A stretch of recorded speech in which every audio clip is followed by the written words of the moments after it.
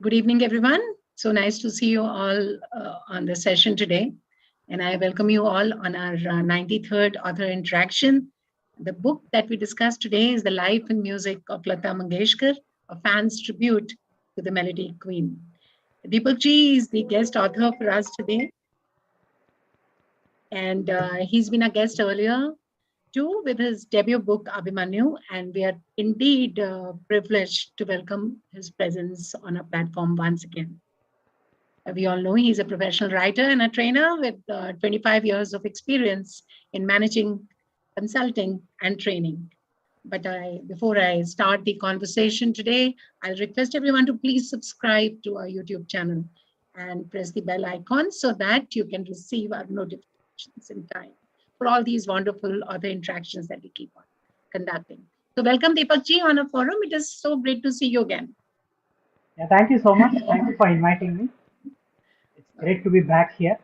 So last time it was episode 69. So now Yes. it's 93. So you're just seven away from a century. So advance congrats. Thank you so It's an much. And I incredible invite, achievement. thank 100 you. shows with diverse authors, diverse books. So it's really great. So congrats again, and thank you so much for inviting me. Thank you for your kind words and encouraging our platform always. I'll delve into the conversation straight away because we have already a lot of people joining us on YouTube and the Zoom Interactive. Lata ji definitely had been blessed with a fan following, which is definitely unsurpassable. In fact, hardly anyone can remain and or rather was unaffected by her persona, her knowledge of music, and of course, her singing. What made you write this book as a fan's tribute to the Nightingale of her times? And I also want to know when you're discussing this, that when did you discover anything unusual while you were writing this book? So we'd like to have your thoughts on this, please. Yeah, so I've always been a fan of Lataji. So in fact, I've been a fan of basically old Hindi film music, not so much the new music. Uh, Lataji, Kishore Kumar, Asha Bhonsle, and others. So when Lataji died, so it was a bit of very disturbing situation. So I thought, as an author, the best way I can pay my tribute to her is to write. So So right. the day she passed away, I decided to write a book. So I set out on the writing journey. And as I proceeded, I decided that it would be better to have a chronological approach, wherein I present her life across various decades from her birth until her death. That is starting from the late 1920s until 2022. So as I was working on it, I researched. Actually, I had read quite a few books about her earlier itself. A book by Harish Bhimani, book by Raju Barkan, and then I picked up this book by Nasreen Muni Kabir, which was basically interviews with Lataji, which had come on BBC.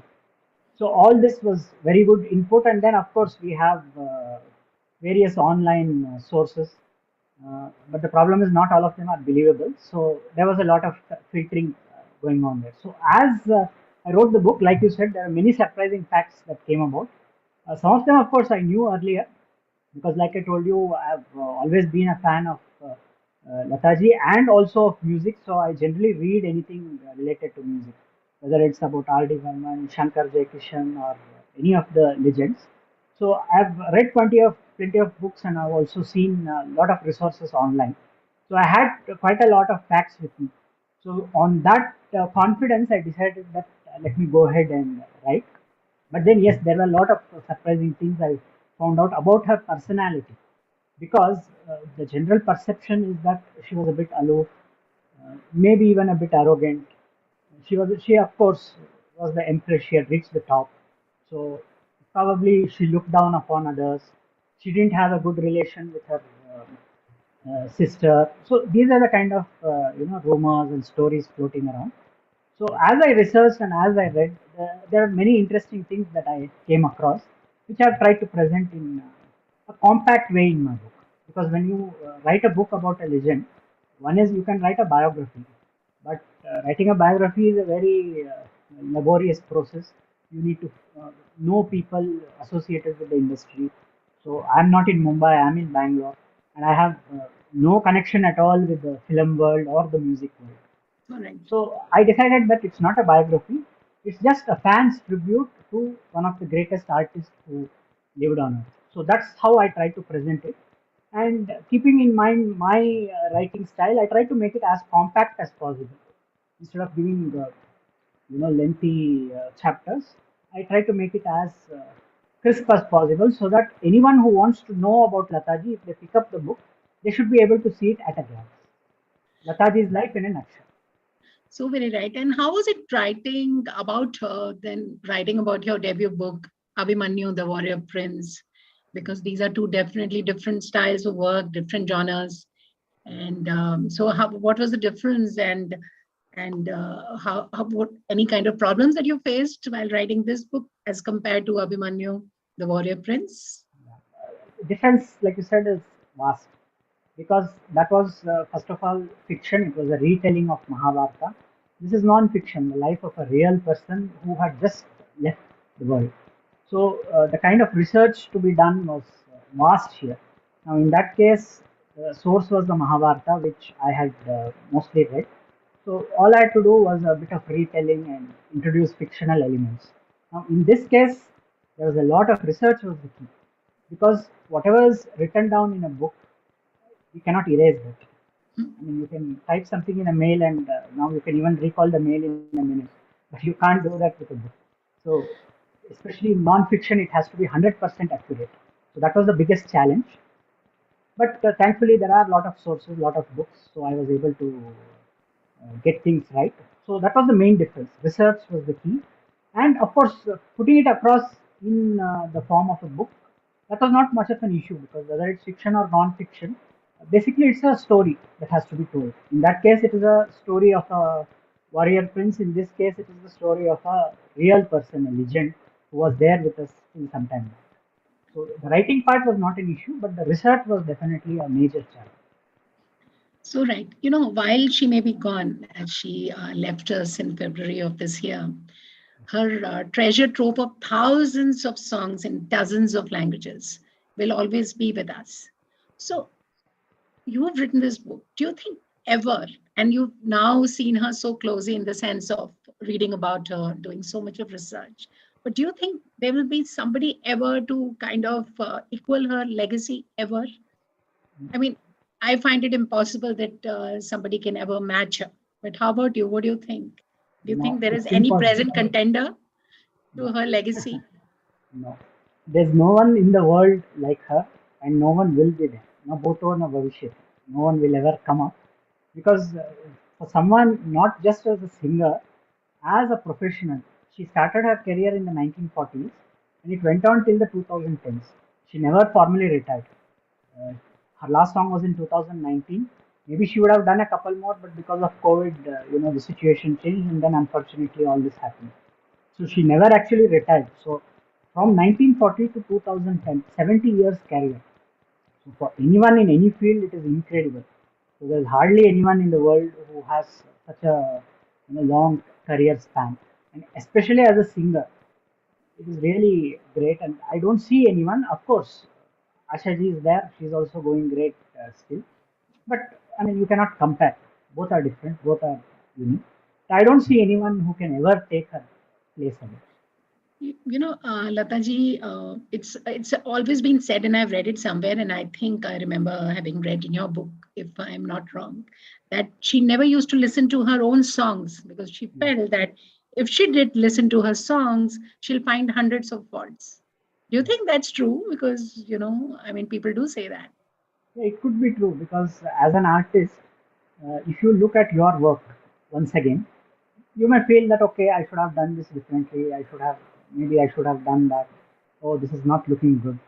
So probably she didn't want to get into that, and she herself has said in an interview that when her songs would be played on TV, she would go to the kitchen and start banging pots so that neither she nor anyone else can hear the song because according to her, she could not bear to listen any flaws in her singing. Yes. And, one of the final interviews, she did mention that I doubt Yes. my legacy will matter as much to future generations in this era of instant gratification. So she was not very sure whether her songs are going to outlive her because of the present generation. So, do you think your book is also an extension to maybe tell the young people, the younger generation, and keep this legacy going on so that they have the whole document there to read about her, to read about her books, the kind of work that she's done, right from the age of 9 till she lived till the age of 92? So, do you think this interview really affected you that you kind of felt that, yes, it has to be documented? Yes, definitely, definitely, because I've also mentioned that in the book. Yes. So she herself has said that she doubts if her legacy will survive because trends have changed. Old music, today's generation no longer listens to it. But the trend may change, the music may change, the legend will not change. She will remain forever. So even if today's youngsters don't know about her music, they definitely know about her. They know that Lata Mangeshkar was a legend. And probably many of them would be curious to know why was she so much respected? Why was she considered a legend? So I thought through my book, if I can do, contribute even 1% to preserving her legacy, it would be a great achievement. So 20 years, 30 years down the line, if someone picks up this book and takes a look at it and say, oh, okay, so this was Lata Mangeshkar. So if that happens, then my purpose of writing this book will be served. Absolutely. And I must tell everybody it's definitely a must read because it is full of anecdotes. It is written in a chronological manner. It gives you so many facts about the legend that you thought you just didn't know about all that. So once you read the book, you come to know. But tell me one thing, Deepak ji, how was she as a personality? Because when in 70s when Lata ji lost all her singing partners, most of them like Jai Kishan ji, then Mukesh, Madan Mohan ji, Dada Burman, and later on her colleagues like Mohammad Rafi, Kishore Da, Mukesh ji, she lost earlier, Manade. So how did it really affect her singing? I mean, was she disturbed about it, or she was so strong that she could finally kind of still get up and kind of sing because they were all her singing partners. They went much, much before her. I personally don't think it affected because the biggest blow came when she lost her father. So that too at the age of 12. And then she had to fend for her family. So she took up the responsibility and then she started to establish her career. So she had suffered a major blow at that time. So that is what had made her determined. So there are many stories that I came across and which I have presented in the book. Some of them say that someday she would not go without food because she wanted to save the money for her family. And it seems every day she would walk for 2 to 3 hours from her home to the railway station, and from there take a local train and go to the studios, and then again come back by walk. So she would do that because she wanted to save money. Why? Because it was her duty to take care of her family, and at that time she had also realized that the way to do it was to make a name for herself. So that was her primary concern. So I don't think the whatever happened around her that affect. Of course, it would have definitely emotionally affected her, but I don't think it played any role on her singing because she has seen a vast legacy, starting from Muhammad Rafi to Mukesh, now to Udit Narayan and S.P. Balasubramaniam, who again has left us, Sonu Nigam. So she has sung with virtually everyone, from Shankar Jaikishan to A.R. Rahman. She has worked with everyone, from Madhubala to Preeti Zinta. So her work spans decades. So I don't think she would have been disturbed by the death of her colleagues, but definitely it would have emotionally affected her. But it didn't play any major role on her singing. Yes, and there've been a lot of talks, and I suppose when on any forum when we discuss about Lata ji, we definitely talk about some gossips about her trying to supersede the competition, trying to surpass the competition in her own ways. So, what do you have to say to that? I mean, how? I mean, was it true that people used to say that yes, she knew how to surpass her competition? What will you say to that? Yeah, now if we look at this, let's look at the competitors. So when she started off, Shamshad Begum was the queen at that time. So Mm, it seems she used to charge 450 rupees per song, and mm, Lata started charging 50 rupees per song. So that is one way of dealing with competition, price undercutting. But just by reducing price, you are not going to sell your product. You have to have something to offer. And that was the unique thing because the singers of those generation, they were all on the Shamshad Begum mode. They had a very thick voice, strong vocals, a bit of nasal twang. So she was unique. She had a sweet voice which was different at that time. So today, of course, it's the trend, but at that time her voice was different. So that's why she took over. And then again, let's see who are the competitors. So we had Suman Kalyanpur. Now, look at it objectively. Suman Kalyanpur was just a Lata clone. There was nothing else about her. If you hear her song, you will not be able to find out whether it is Lata or Suman Kalyanpur. So, in fact, it seems even O.P. Nair got confused with one particular song, and he was shocked to know that it was Suman Kalyanpur. So then we had the great incident featuring Sharda, the controversial incident. To be very frank, Sharda was not such a great singer. That is my frank opinion, which is why she did not sustain in the industry. Of course, she and many others claimed that it was Lata who trampled her. But there were people like O.P. Nair who never worked with Lata Mangeshkar.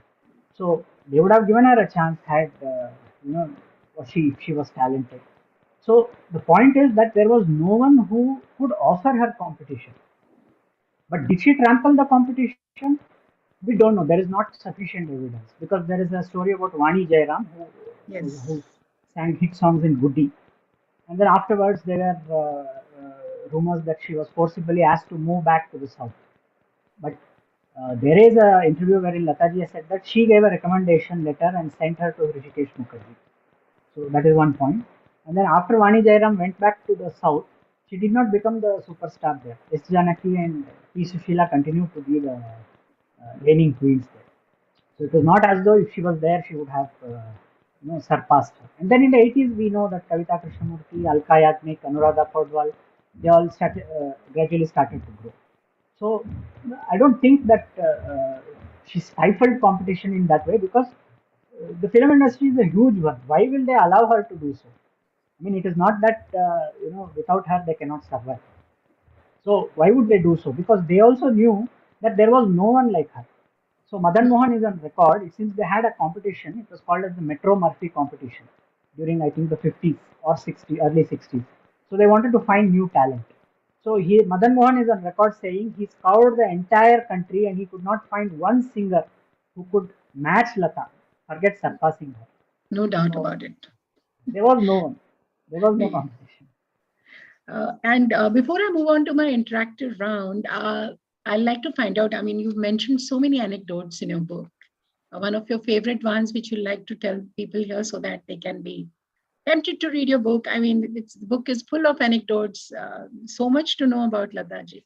So, any favorite of yours which you'd like to tell before I move on to our interactive round? Yeah, there was a rumor that Lataji loved to play at the casino and she would wear jeans and she would be seen at the casino in Las Vegas. So they had gone to Las Vegas during a concert in the US and she has clarified this. She has said that she was actually wearing a salwar and not jeans and she would not, play, she would not gamble, but rather she would play the slots and she loved that. So that was misinterpreted that she loved gambling. So that is one interesting anecdote. And there's another very interesting one featuring SP Balasubramanian. So Yes. their first interaction.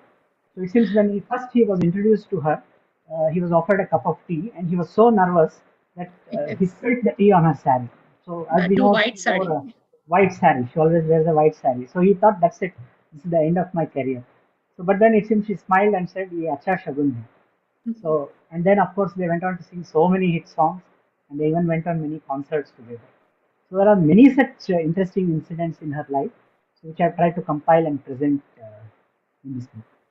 And you've given a big compilation of your favorite songs in the book, right? So, which maybe few that really maybe you like to kind of listen to on a reel, again and again.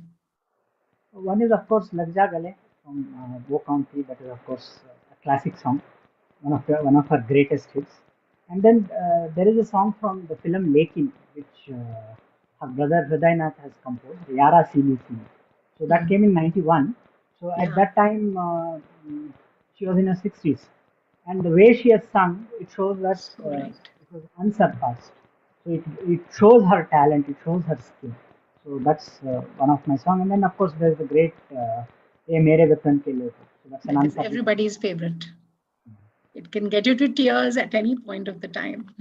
So I even posted a YouTube playlist of my favorite songs. 20 Oh, songs with lovely. 10 solos and 10 duets. Lovely. With this note, I'd like to invite Mr. Sushil Podar. He's the ID Commissioner of Mumbai, and he's the best-selling author. Along with his wife, he's written a wonderful book, Blaze, and he's a regular on our forum. Thank you, Sushilji, for being on our forum.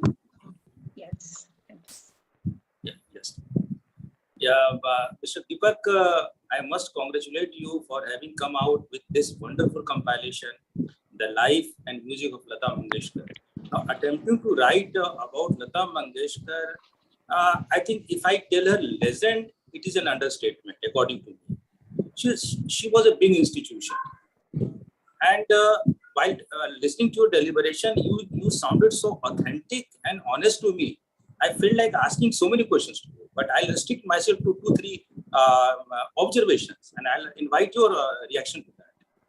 Uh, you have written book on life and music of Lata Mangeshkar. So music is fine. I would come to life of Lata Mangeshkar since you have written book on her. Now, when we talk about Lata Mangeshkar, there were three murmurs surrounding her life. One you have just touched upon, elimination of competition. She was blamed in 1970s for, discouraging new entrant to come over to the music industry, and which dramatically changed post in 1980s. Alka Yagnik came, Anuradha Podwal came, a lot many other singers came. So this is one point. Second point, uh, her there was a murmur about her likely marriage with Raj Singh Dungar, which finally did not materialize. And third, she was blamed for the controversy of shelving of Peter Road flyover. So while writing on her about her life, could you touch upon these 3 points? Yes, I have covered all these 3 points, plus many more other such controversies in which she was featured. So the first one I have already spoken about. So my point here is that anyone in any profession, especially in a field like the film world, would do their best to surpass their competition. Now, if she suppressed them, I mean, why did they get suppressed? Point number one. Point number two, why would producers and music directors, close their eyes and say that we are not going to accept any other singer other than Lata Mangeshkar? So my point is that there was no one with the same level of talent. Now, people like Kavita Krishnamurti who came later, they were able to flourish. So that's my point. And it was incidentally Lakshmikant Parallel who gave them more opportunities. But yet Lataji continued to work with them. So if she was really angry for they coming up, she could have stopped working with Lakshmikant Parallel. So that didn't happen. Of course, there was a minor tip that's a different story. So then, so my point is that there is no sufficient evidence to say that she brutally suppressed competition. Rather, there was no one who could stand up to her. There was no one who could compete with her. Now, about Raj Singh, it's a known fact. So, in fact, he served as her unofficial manager, and he would accompany her on her tours to the other countries, US, UK, and other places. So, it was a well-known, public secret, you can say. And of course, as we know, his family was a royal family, and they did not accept her. So, if they had accepted, we don't know what would have happened to Lata Mangeshkar later. So anyway, fate was had destined that things should happen in this way. The last point, the Pedar Road flyover. Yes, probably it was an overreaction, but I mean, any celebrity, if they go and stand in their window and they see vehicles driving and people standing on the bridge and trying to peep into their house, naturally they would be upset. But just because the sisters threatened, uh, the government stopped the flyover. But again, it was not only they; all the residents of the area had protested. Probably that also was an issue there. So I heard you, and I can only wish, may Lata Mangeshkar, great Lata Mangeshkar, wish you all the best, and she blesses you from up the sky for the success of the book and success for your life also. Thank God you bless. so much. Very nice of you. Thank you, Sushilji. And you also win the copy of the book, which we'll be sending to you. Next, we have Nena Sagar. She's a theatre personality. She's a theatre actress and director. Yes, Nena.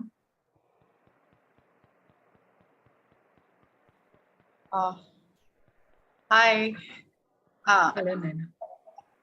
Uh, Yes, we can hear you. you can hear me? Acha. Congratulations on this book, which is a topic which I can't actually, I can't get enough of this because Lata is a part of our collective childhood as well as all milestones of our life memory. And I, in fact, remember all the important milestones of my life. And I have a favorite Lata song to commemorate each one of them. So, I mean, there's just not enough written about her. What I would like to know from the author, sir, is this, that Lata's journey as the Nightingale of India, if one were to look at her growing up years in Kolhapur, if this is just a hypothetical question, which I have been thinking about it a lot whenever I read about her biopic anywhere, that had Dinanath Mangeshkar not passed away when he had, suppose Lata had got the musical heritage of Natya Sangeet, how Dinanath had inculcated in her right from childhood.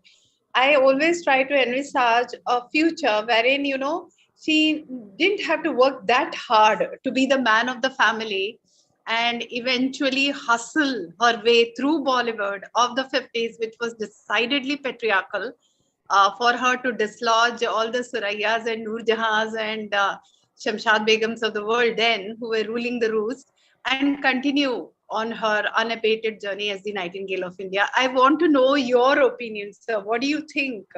How she would have fared had Dinanath been alive? Wonderful What question. her level of success? I know she would have made great strides in the local Marathi film industry, or maybe Natya Sangeet, or maybe light Sugam classical music in Marathi. But apart from that, I would like to know your views. Thank you, Naina ji, for the question. It's a very interesting one.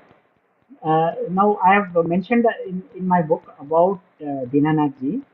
So, he was not very fond of the film industry, and he would not entertain the children watching movies or listening to songs.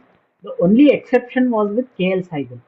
So both he and his daughter loved the KL Saigal song, and he would encourage her to sing the KL Saigal song. So probably, if he had survived, he may not have entertained her to get into the film industry. Though probably she would have continued in the theatre world. So had that happened, probably the world would have lost a legend like Lata Mangeshkar. Probably, we don't know. He might have changed later also. He may have, because it was he who allowed her to skip school. So when she said she's not going to go to school, he said okay. Why? Because he knew that she had a skill, a talent for singing. Maybe he would have realized that and promoted her later. We don't know. Like you said, she may have been restricted only to Maharashtra. She may not have become a global icon like she has become now. That's my opinion. Please unmute You're on yourself. mute. There. Unmute yourself. Thank you so much, sir. I Yeah, think thank about you. this a lot, this eventuality, but yes, more or less our views coincide on this point. Yeah, she Thank you. would have been relegated to the Marathi film industry if at all Dinanath allowed her to sing for films. But then, yeah, that was her fate. Thank you so much. Thank you, Nena. A wonderful question, and you get to win the copy of the book for this wonderful interaction. We have Rashmi Raizada right now, and she is a singer. I'm sure she sings a lot of Lata songs as well, and she's also an educator. Yes, Rashmi. Can you please unmute yourself? Switch on your video if it is possible. Yeah, I'm just doing it one second.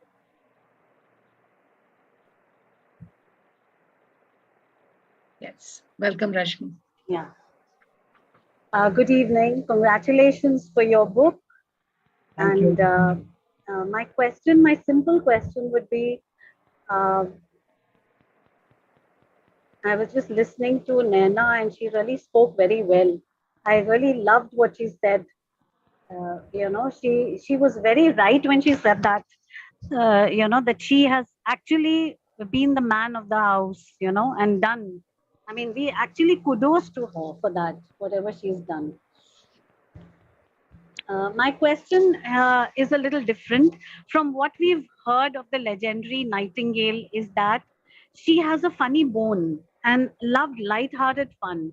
Could you please narrate a few anecdotes if possible? Yeah, thank you so much for that question. It's a really Yeah, interesting one. yeah. So there are a couple of incidents that come to mind. One is featuring Lataji and Tuntun. So Albino Tuntun was a very famous comedian, but she was also a singer. Her original name was Uma Devi, and it was Naushad who brought her to movies. But then probably later on she realized that she could not compete with the others, and she turned to acting.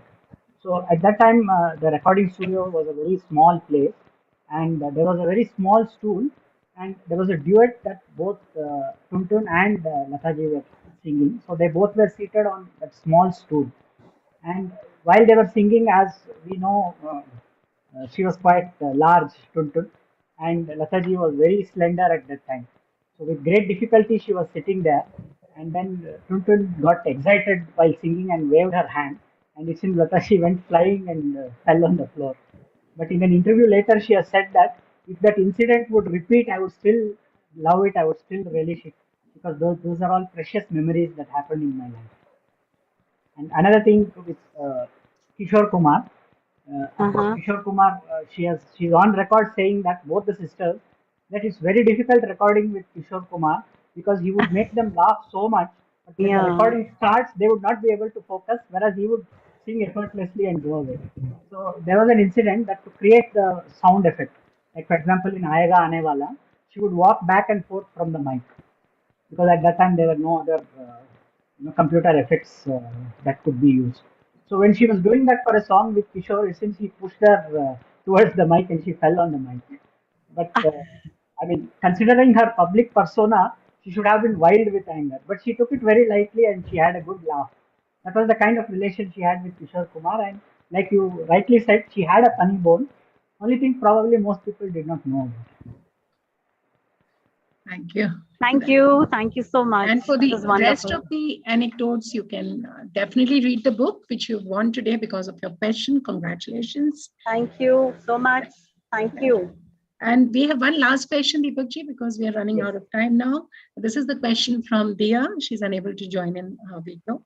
Lata had a brief tenure as an MP. She was the Member of Yes. Parliament from 1919 to 2005. And in fact, she was nominated to the Rajya Sabha. But she described her tenure as a really unhappy one, and she claimed that she was really reluctant to be inducted. Why was that? I mean, she was given such a high honor, but this is a question from Dia. Yeah, two things here. One is that she was not really interested in politics. We all know that she regarded Savarkar as an icon, but it was not for ideological reasons like most people think. Actually, during her childhood, Savarkar would organize intercaste dinners, and Dinanath Mangeshkar was a good friend of Savarkar. So he would take the young Lata to those dinners, and that's how she started, getting close to Savarkar, and she would call him as father. So that was their relation, but it was on a personal basis and not ideological. Incidentally, Hridaynath Mangeshkar later joined the Shiv Sena, but Lataji was never political. Whichever party was in power, she would have friendly relations with everyone. So probably she didn't like the politics, one thing. And officially on record, she has said that she was not keeping good health at that time. So she could not travel to Delhi and attend parliament sessions.